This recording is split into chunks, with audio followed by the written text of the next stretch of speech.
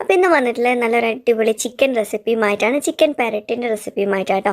അപ്പം ഈ ഒരു റെസിപ്പി ട്രൈ ചെയ്യാണ്ടിരിക്കരുത്, കാരണം എൻ്റെ ഒരു ഫേവറേറ്റ് ആയിട്ടുള്ള റെസിപ്പിയാണ്. ഞാൻ കൂടുതലും ഉണ്ടാക്കുന്ന റെസിപ്പി കൂടിയാണിത്. അപ്പോൾ എന്തായാലും ട്രൈ ചെയ്യുക, അടിപൊളി ടേസ്റ്റാണ്, നിങ്ങൾക്ക് എന്തായാലും ഇഷ്ടമാവും. നമുക്ക് നേരെ റെസിപ്പിയിലോട്ട് പോകാം. അപ്പോൾ ഞാനിപ്പോൾ ഇവിടെ 900 ഗ്രാമിൻ്റെ ചിക്കനാട്ടോ എടുത്തിട്ടുള്ളത്. ചെറിയ ചിക്കനാണ്, ചെറിയ പീസാക്കിയിട്ട് കട്ട് ചെയ്തെടുത്തിട്ടുണ്ട്. എന്നിട്ട് വിനാഗിരി ചേർത്തിട്ട് നന്നായിട്ട് കഴുകി എടുത്തിട്ടുണ്ട് കേട്ടോ. എന്നിട്ട് വെള്ളമൊക്കെ വാർത്തെടുത്ത ശേഷം മഞ്ഞൾപ്പൊടി ഒരു 1/4 ടീസ്പൂണിലും കുറവ്, അതുപോലെ മുളക് പൊടി ഒരു 1/4 ടീസ്പൂണിലും കുറവ്, പിന്നെ ഉപ്പ് അതും കുറച്ച് മാത്രം.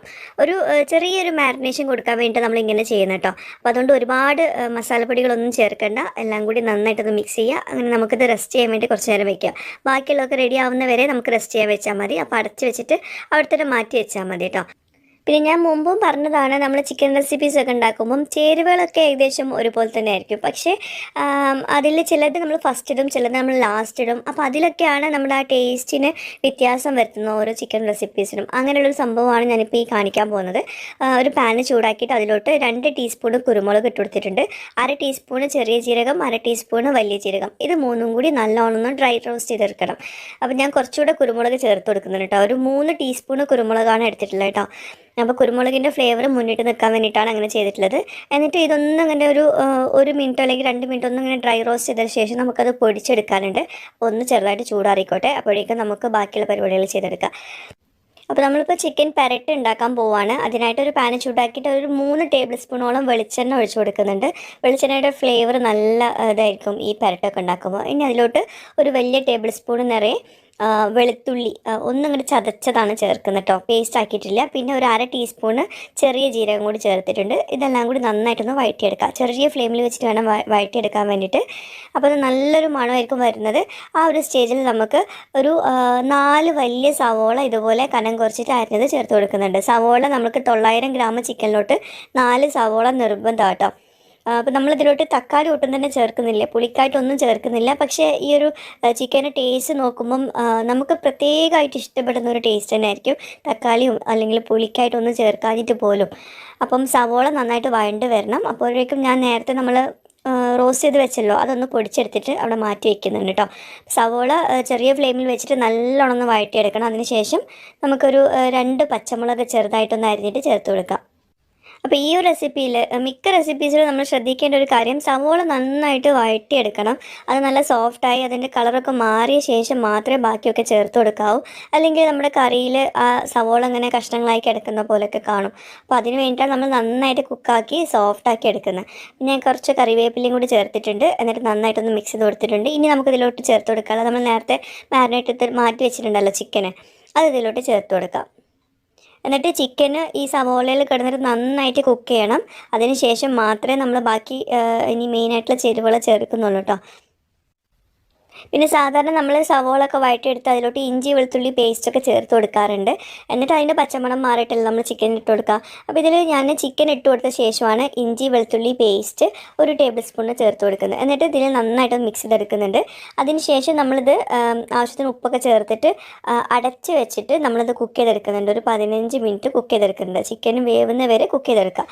വെള്ളമൊന്നും ഒഴിക്കുന്നില്ല, കാരണം ഇതിന്ന് വെള്ളം ഊറി വരുന്നുണ്ട്. അഥവാ ഭയങ്കര ഡ്രൈ ആയിട്ട് തോന്നുവാണെങ്കിൽ കുറച്ച് ചൂടുവെള്ളം ഒഴിച്ചു കൊടുക്കുക കേട്ടോ.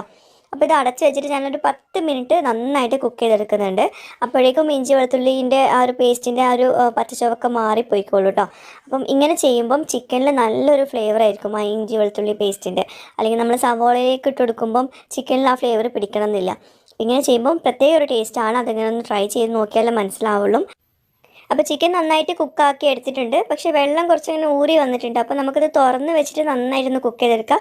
ഒരു മീഡിയം ഹൈ ഫ്ലെയിമിൽ വെച്ചിട്ട് ഇതുപോലെ ഇങ്ങനെ ഇളക്കി കൊടുത്തിട്ടുണ്ടെങ്കിൽ നല്ലോണം ഡ്രൈ ആയിട്ട് വരും. ഇത് ഏകദേശം ഒന്ന് ഡ്രൈ ആയി കഴിഞ്ഞാൽ മാത്രമേ നമ്മൾ ഫസ്റ്റ് വറുത്ത് പൊടിച്ച് വെച്ചല്ലോ ആ ഒരു പൗഡർ ചേർത്ത് കൊടുക്കാവൂ. എന്നാലേ ആ ഒരു പൗഡറിൻ്റെ ഒരു ഫ്ലേവർ മുന്നിട്ട് നിൽക്കുകയുള്ളൂ കേട്ടോ. അപ്പോൾ അതുകൊണ്ട് അതൊന്ന് ശ്രദ്ധിക്കുക.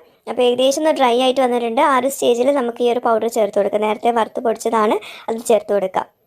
പിന്നെ ഇതിൻ്റെ കൂടെ നിങ്ങൾക്ക് എരിവ് ഇഷ്ടമുള്ളവരാണെങ്കിൽ തീർച്ചയായിട്ടും കുറച്ചുകൂടെ കുരുമുളക് പൊടി ചേർത്ത് കൊടുക്കുക. ഞാൻ ഒരു 2 ടീസ്പൂണും കൂടി ചേർക്കുന്നുണ്ട്.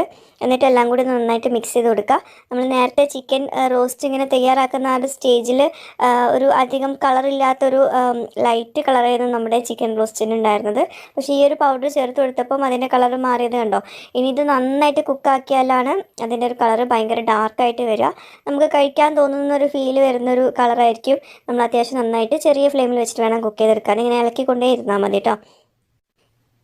അതുപോലെ എണ്ണ തെളിയുന്ന വരെ ഇത് കുക്ക് ചെയ്തെടുക്കണം. അത് പ്രത്യേകം ശ്രദ്ധിക്കുക. പലരും ഈ ഒരു സ്റ്റേജിൽ ആ ഒരു കളർ മാറി കണ്ടിട്ടുണ്ടെങ്കിൽ അവിടെ വെച്ച് നിർത്തും. അങ്ങനെ ചെയ്യരുത്. എണ്ണ നന്നായിട്ട് തെളിഞ്ഞ് വരണം. അപ്പോഴാണ് അതിൻ്റെ കറക്റ്റ് ടേസ്റ്റ് കിട്ടുക കേട്ടോ. അപ്പോൾ ഇതുപോലെ ഇളക്കിക്കൊണ്ടേ ഇരിക്കുക. നല്ലോണം ഒന്ന് ഡ്രൈ ആയിക്കോട്ടെ. ഇപ്പോഴും എണ്ണ തെളിഞ്ഞിട്ടില്ല. നല്ലോണം എണ്ണ തെളിയണം. സൈഡിൽ ഇങ്ങനെ എണ്ണ ഊറി വരും. ആ ഒരു സ്റ്റേജിലാണ് നമ്മുടെ ചിക്കൻ റെഡിയായി എന്ന് മനസ്സിലാക്കേണ്ടത്. അപ്പോൾ ഈ ഒരു ചിക്കൻ റെസിപ്പിയിൽ നമ്മൾ തക്കാളി ഒട്ടും തന്നെ ചേർത്തിട്ടില്ല. തക്കാളിക്കൊക്കെ വിലയാണെന്ന് പറയുന്നവരോട് എനിക്ക് പറയാനുള്ളത് ഈ ഒരു റെസിപ്പി ട്രൈ ചെയ്ത് നോക്കും. ഒട്ടും തന്നെ തക്കാളി ചേർക്കാത്ത റെസിപ്പിയാണ്. അപ്പോൾ ഇതാ സൈഡിലൊക്കെ കണ്ടോ എണ്ണ ഇങ്ങനെ ഊറി വരുന്നുണ്ട്. അപ്പോൾ ഇതാണ് നമ്മുടെ ചിക്കൻ പെരട്ട്, നമ്മുടെ സ്പെഷ്യൽ റെസിപ്പി ആട്ടോ. തീർച്ചയായിട്ടും നിങ്ങൾക്ക് എല്ലാവർക്കും ഇതിൻ്റെ ടേസ്റ്റ് ഭയങ്കരമായിട്ട് ഇഷ്ടപ്പെടും. ആ ഒരു കുരുമുളകിൻ്റെ ഫ്ലേവറൊക്കെ മുന്നിട്ട് നിൽക്കുന്ന ഒരു ടേസ്റ്റാണ്. എന്തായാലും നിങ്ങൾ ട്രൈ ചെയ്ത് നോക്കുക. എന്തായാലും ഇഷ്ടപ്പെടുന്നുള്ള ഉറപ്പാണ്. എൻ്റെ ഫേവറേറ്റ് ആയിട്ടുള്ള റോസ്റ്റഡ് റെസിപ്പി ആട്ടോ. അത് ചിക്കൻ റോസ്റ്റിൻ്റെ റെസിപ്പിയാണ്. അപ്പോൾ എല്ലാവരും ട്രൈ ചെയ്യുക. ചോറിൻ്റെ കൂടെ, ചപ്പാത്തിയുടെ കൂടെ, ദോശയുടെ കൂടെ ഒക്കെ ഉണ്ടാക്കാൻ പറ്റുന്ന നല്ലൊരു റെസിപ്പിയാണ്. നല്ല സിമ്പിളും അല്ലേ. കാണുമ്പോൾ തന്നെ അറിയുന്നുണ്ടാവും നല്ല സിമ്പിളാണ്. ചില കാര്യങ്ങളുണ്ടല്ലോ, നമ്മൾ ചിക്കന് ചേർക്കുന്നതിന് മുമ്പ് സവോള നന്നായിട്ട് വഴണ്ട് വരണം. അതുപോലെ നല്ലോണം ഡ്രൈ ആയ ശേഷം മാത്രം നമ്മൾ ഫസ്റ്റ് പൊടിച്ചിട്ടുള്ള ആ ഒരു പൗഡർ ചേർക്കാവൂ. അതൊക്കെ ഒന്ന് ശ്രദ്ധിച്ചാൽ തന്നെ നമ്മുടെ ചിക്കൻ റെസിപ്പിയിൽ നല്ല വ്യത്യാസം ഉണ്ടാവും.